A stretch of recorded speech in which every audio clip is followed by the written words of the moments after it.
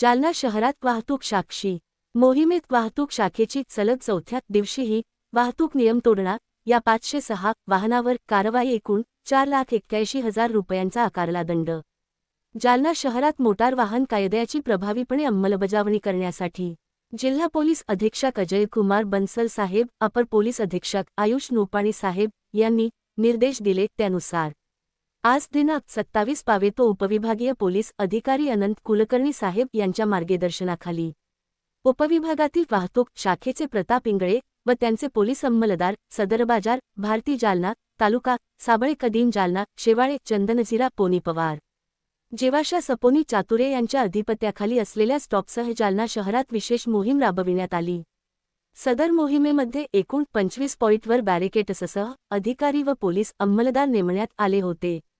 सदर मोहिमेमध्ये 11 अधिकारी 101 पोलीस अंमलदार यांनी सहभाग घेतला।